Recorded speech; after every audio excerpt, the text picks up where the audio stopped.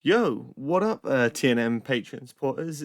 Sam back here again to do another vinyl tap. Should probably be a little bit more consistent with these. I know I'm a little bit slow, but been a little while since I did the last one, and the main thing I guess that is I've actually been on a bit of a record spending spree. I bought quite a few records since I last recorded that. So this episode's mostly going to be about stuff I've purchased in over the last couple of months. A couple of older things, like the odd older record I've had for a little while in there, but mostly it's in fact almost entirely new stuff I bought. But yeah, there some cool records I've got recently, so I figured let's show them off and get going with that. So we'll start with the big one of the bunch. It is I reckon reviewing the podcast. Alexisonfire's the record's just called Otherness. I was about to call it Sweet Dreams of Otherness. I was like, no, that's the song on it. But yeah, new Alexisonfire record. I was me and Perrin both were super positive about this on the podcast. It is one that has only grown on me in the time since then because, as we said, it's a very patient record for Alexisonfire. It's a more mature, more sort of like world weary, like grown up record.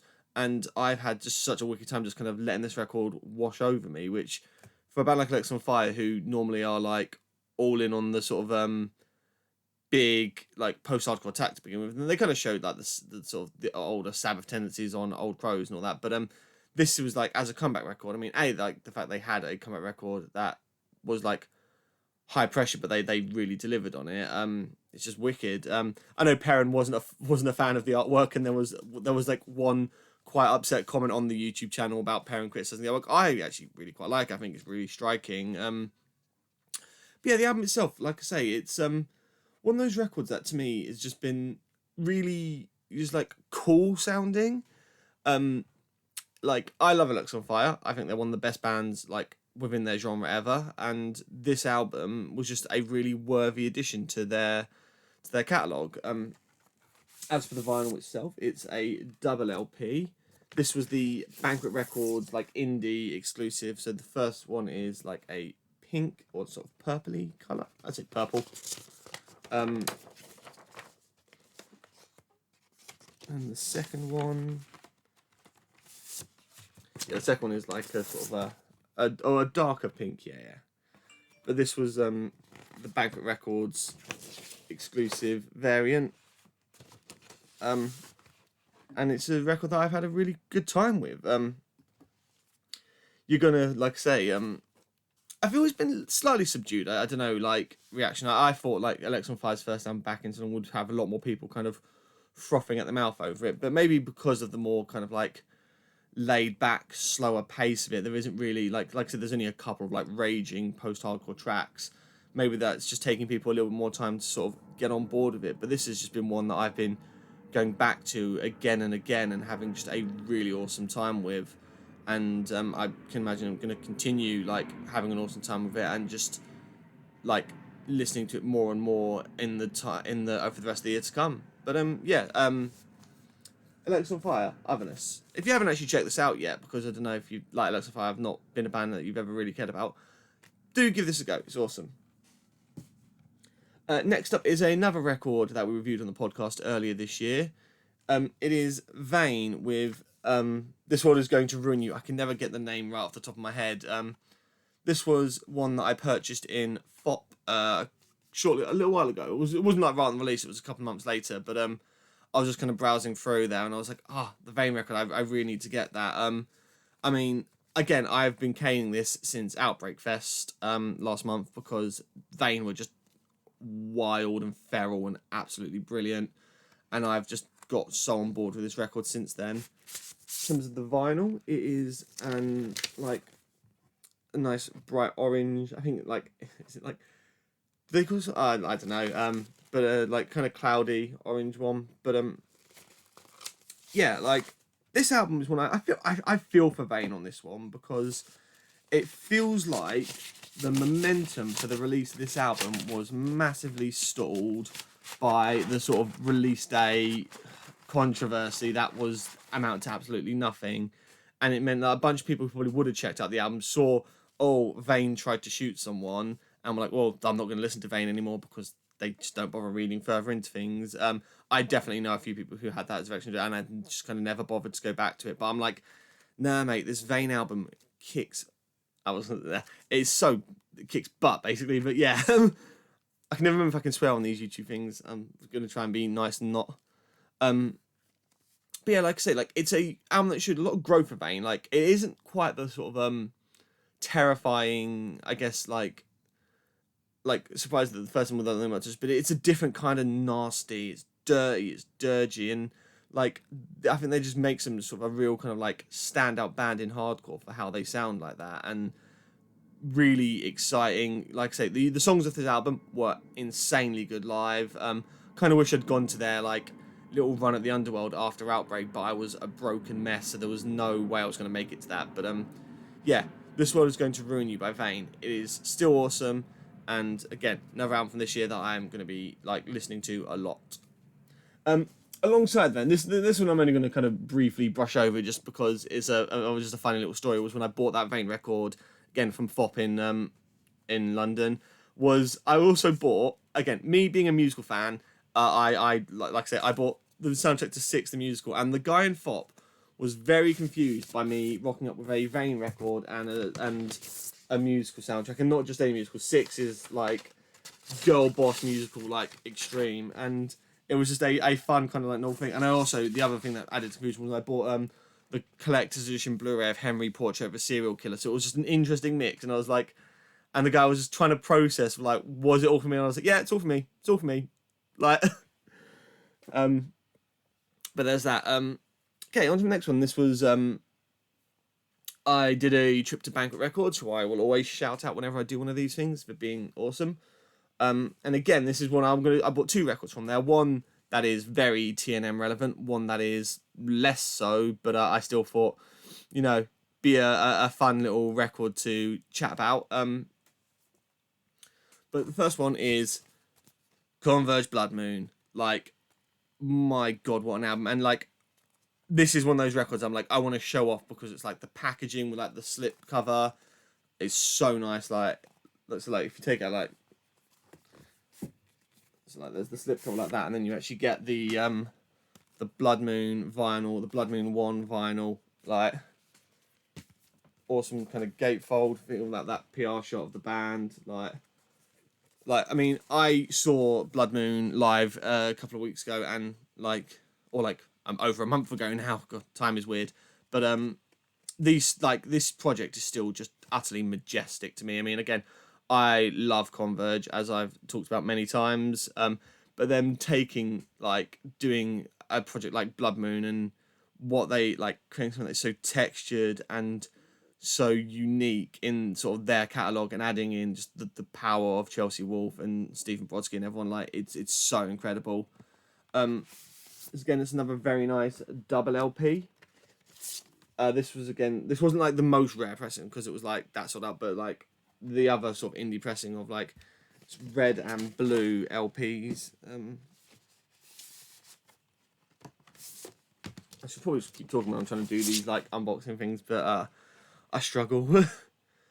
But yeah, like this album is one when I was just like, it's an album that again I've spent the time with over the last sort of however many months since it came out, and it's just every time I listen to it, I just get more and more kind of enraptured to it, and seeing it live and just having those songs wash over you, like that title track on Bloodmoon, which they didn't open with, they closed with, like that just kind of like washing over you, and just the full like onslaught of it all is utterly stunning. And the fact this is Bloodmoon 1 gives me hope that like we are going to get more Bloodmoons, like maybe as like kind of like between Converge records, but it is still just an absolutely stunning, I would say essential record if you're a fan of like interesting heavy music. So yeah, that's Converge Bloodmoon, and yeah, again I'll put it back in the slipcase so it just like can get the full like effect of how cool it looks. Yeah, Converge Bloodmoon. And this is another one again. Me, like I said, I try and have my music taste quite diverse. I like musicals, I like heavy metal. I also like Taylor Swift. I can't remember if I've mentioned this in this, but I did grab, when I bought Converge Bloodmoon, Lover by Taylor Swift as well, because why not? It's fun to kind of just mix things up. And also, really cute like little pink vinyl and like a blue vinyl. And again, just the sort of the kind of the curious eye I get when I rock up with Converge and Taylor Swift records. It's good fun.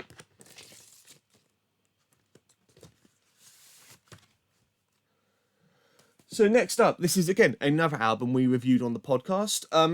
It's been a bit of an interesting one for me because I love Namco. They are one of my favourite new bands I've discovered over the last few years. And again, like How Socialists Make Friends was probably like up there as one of my favourite albums of 2018. Yeah, 2018 when it came out. And so I was really well interested in the follow-up. And it's kind of been an interestingly kind of, again, this has been a grower for me. Running with the Hurricane by Camp Cope. I bought the vinyl because again, of course I would. I'm such a big fan of this band. I had to make sure I got it on vinyl. But because this album, like I say, as we talk about podcast, it's pure like the little hints of like punk and kind of alt rock and like the DIY kind of punk thing that were on the last time have almost kind of been entirely stripped away. And this is an album that goes fully into the kind of just blissful dream pop side of what Camp Cope do. And what it's taken is nice summer day where I can just stick this on and just relax and again just get lost in it, and it's so nice in that vibe. I was like, there we go. That was the exact moment where I was like, okay, no, I do love this album as much as I wanted to, because yeah, it just was a different kind of like start, and it was one that took me a little while to just get going to. It's a nice little purple vinyl. I do like my coloured pressings if I can get one like as opposed to the black, but yeah, like this is an album like I say you purely got to be in on the prettier, dreamier side of things and kind of like the vulnerability of that.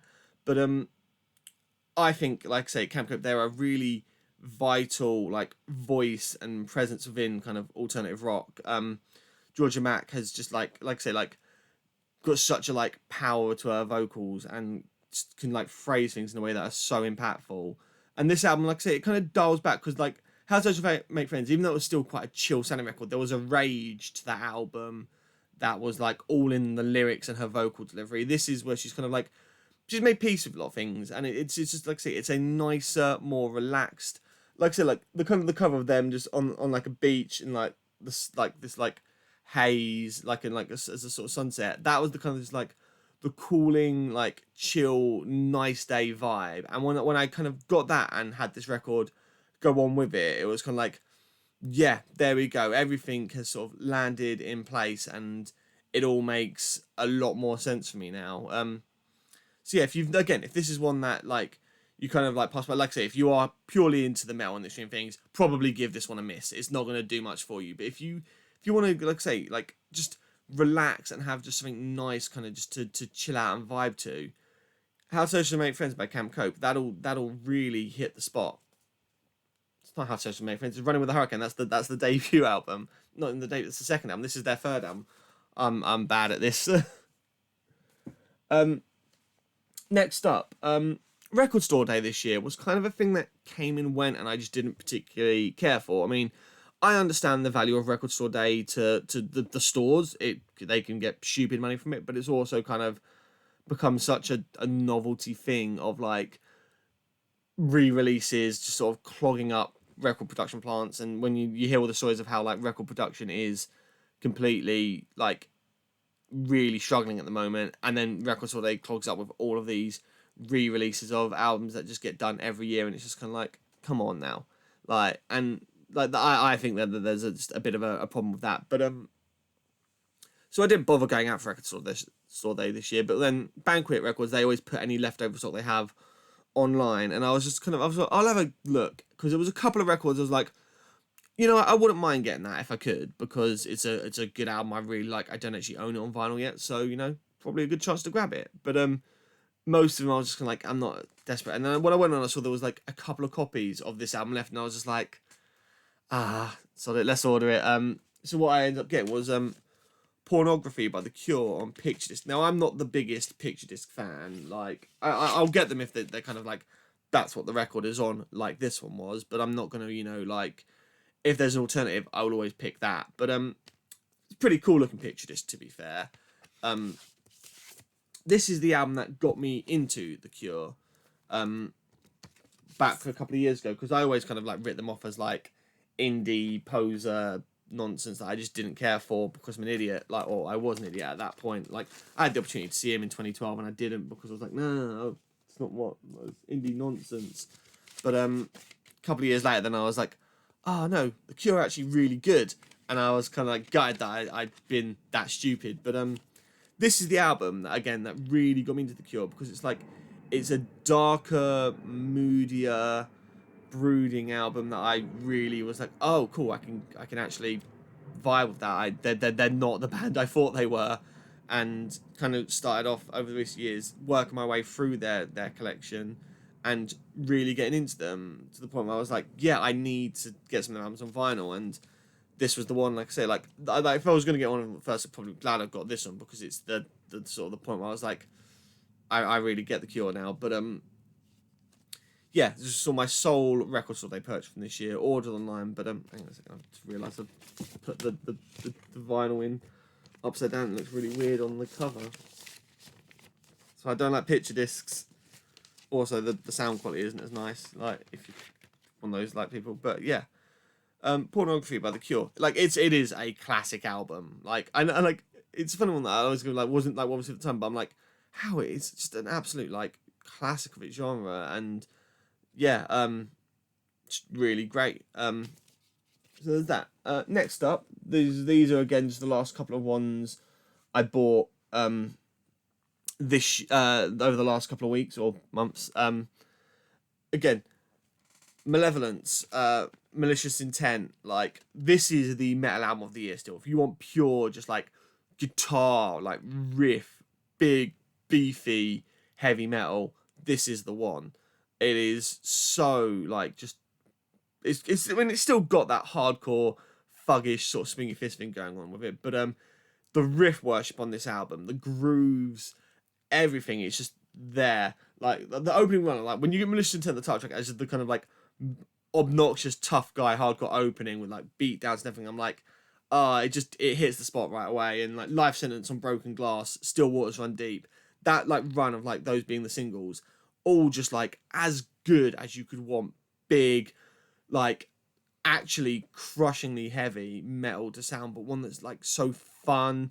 Like this is like, again, I talked about on the last one, their debut, which I still adore that record. It is such a just a great like live wire, like intense, heavy blend of like groove metal and hardcore. And this one just kind of like, it is just refined. Like they're not radically changing anything. There's more singing on this, which I think is actually a great addition. Higher Place being like the ballad tracks they've done on it like are so good. Higher Place is absolutely brilliant. Another band I saw, Outbreak, who just like they were the secret band, and they just came on, and this was like, that felt like the kind of the big album release celebration for them, because it was like their first kind of big proper hardcore setting show since the album came out. And it was in this huge like shed in Manchester with like 6,000 moshers, everyone just going absolutely mental for them. It was awesome. As for the record itself, it's sort of the green splatter one. This was one that, again, they did so many variants of this. There were some rare ones that I just didn't get a chance to. But then when I was like a couple of days after release, and I just wandered into HMV, and I was like, yeah, gotta get it, because like I've been just so into this record. I love the artwork, the Yellow Cantor, like they have obviously partnered with him on their last two releases now, like because the first two albums having the same artist like gave them a real kind of like cohesive identity, and I think now after the EP and this, like having those again both be Yellow Cantor is again just sort of showing the identity of like Malevolence when they are now the bigger, more kind of like driven band that they are at this point on these albums. But yeah, this album is just like, it just gets me pumped. Like if I'm just want to like psych myself up and just get ready to like take on whatever, Malevolence is always gonna be that band, and this album is no different. Like that just release into the riff on Broken Glass is still just the most fun. Just kind of like just bounce up and down and punch your fist. Like it's awesome. So yeah, Malevolence, Malicious Intent. Last one of the kind of the recent purchases for me. Ice Nine Kills, the Silver Scream 2 Welcome to Horrorwood. One of my top 20 from last year. Again, the album that fully made me really think Ice Nine Kills is one of the kind of the modern standards of like top tier metalcore. Because again, I did like the Silver Screen one a lot. They stepped up loads on that record, and this album just kind of like further building on that and just showing what like a band who kind of have really captured their identity, their sound can do. And I think like again, it's I know some people will kind of write this band off as a bit novelty, and if you're not a fan of the kind of US metalcore thing, US metalcore with musical theatre bits and loads of other insane circus ideas kind of slapped on top of it, it's not going to do it for you. But for me, again, as someone who like loves a musical, those kind of like over the top grand theatre bits of the sound are just they hit the spot. But when it goes hard, I think that's the thing with Ice Nine Kills, is they understand that you can go over the top, go silly, go melodic, but they still, when they want to go hard, go actually hit really hard. And I think that's what a lot of the kind of the US metalcore bands, they can't get that balance right between either being like actually legitimately heavy and intense or having big catchy choruses, and it always ends up just kind of being this like grey mush of a sound. Whereas Ice Nine Kills, again, they have such a strong identity. Like, again, I don't know how much further they can take the whole we're writing songs about horror movies thing, but I dig it because, as like I say, me and Perrin, we love horror, and this is a really fun kind of take on it. Again, like Gatefold LP, again, nailing the kind of like aesthetic and vibe of the record with all like the kind of detective like board of all the evidence. It's a double LP. Both LPs are the same on this one. They're just the green sort of thing, and it's got like I said the evidence stickers on it again. Like they're a band who really do like commit to their identity and their theming and who they are as a band, and I think that's just really cool. And the songs are just bangers on this. I think that's the thing, is like that would all be cool if they weren't writing just like massive songs. Like I say, like the World Horror track is awesome as like a sort of introduction. Stuff like the shower scene, Rainy Day, Here to Be Scared is still just like that Huey Lewis drop is still one of the funniest moments on any record. Like I just have such a good time with this album, and it's one again that like because of how much it's grown on me and was in my, so I was like, I kind of pop bang. I was like, it's not really an album I need on vinyl at first, and now I'm like, no, I definitely do need this on vinyl. So when I saw just one copy left in HMV, I was like, yeah, gotta grab that. But Ice Nine Kills, welcome to Horrorwood. That's kind of it in terms of new albums. But the next album I'm going to talk about before I get onto my obligatory ending on novelty soundtrack stuff is a band whose new album I don't actually own on vinyl yet, but has just completely just rekindled my love for them, and that is Coheed and Cambria. So that I thought I'd talk about their album that I purchased a couple of years ago, which is like the one album theirs I always really liked anyway. It's Good Apollo, I'm a Burning Star 4, Volume 1, From Fear Through the Eyes of Madness. Like this has been in my collection for a couple of years, so it's a little bit like probably be in better condition, but I've listened to it a hell of a lot. It's really cool, like cloudy marble whatever vinyl, double LP. This was a record store day purchase a couple of years ago. That again, this is when I actually cared about record store day, and they were doing cool things. Again, like the two different colours of the LP, so it's nice.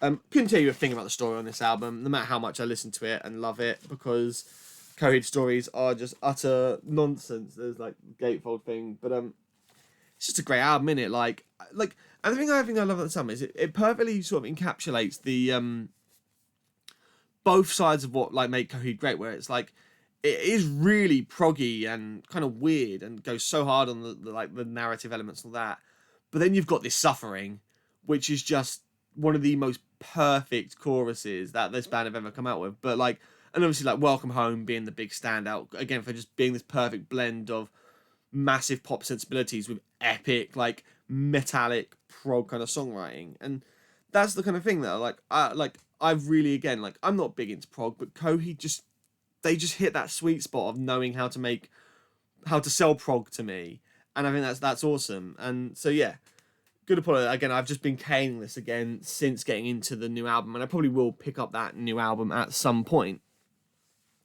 Last two records I'm going to talk about today are, again, my obligatory soundtrack kind of section I end these videos on. And first up is not a video game soundtrack, an anime soundtrack. Berserk, which I've talked about my love for Berserk on the podcast many a time. It is, as both as an anime and a manga, such a kind of formative bit of media for me, of just like blending epic fantasy with horror and just nasty, grisly, like messed up stuff. And that's what it was. And this is the soundtrack to the original 90s anime series, which kind of, it's a blend of like industrial and like, oh, on the back is the brand from Berserk, which it's always just one of those little symbols, and wasn't that's really cool. But yeah, Berserk as an anime, like the soundtrack, it's a blend of industrial and kind of like synths and like grinding noises with kind of quite classical things you'd expect from a fantasy and an anime. It's again like one of those where because how much I love Berserk, when I saw this was getting pressed, I was like, yeah, I kind of got to get in on that, because like it's just anything Berserk at this point I will probably spend money on, because it's just the best thing in the world. And the manga's getting finished now, which I'm like, pretty cool. Like it's been such a long running thing. But yeah, like this is kind of one I'll just kind of stick on if I just need something kind of like low key to kind of like vibe out to, where I don't want lyrics I'm gonna get distracted by. This is what these like video game and anime soundtracks are like perfect for. But yeah, Berserk, like the deluxe edition, like this was like the UK pressing it, which was, it's black vinyl, but it was like the artwork and everything was like just looks really nice. And last one is again my not latest, but another video game soundtrack that I bought, which is Tekken 2. Like this is childhood like soundtrack music to me. Like I used to play with my friends, like we played Tekken 2 so much, because like we had like PS1s, and like my neighbor, we'd come around each other's house and just sit there and lose hours on this game. Like it is so good. And the thing is, the soundtrack goes hard. Like it's pure like 90s kind of techno video game sort of stuff, but absolutely banger. Again, really nice like gatefold thing of like the Tekken art. Like this is another just example of video game soundtracks getting really nice treatment. It is just the black LP on this one. I didn't actually get the coloured ones because they sold out before I could get it.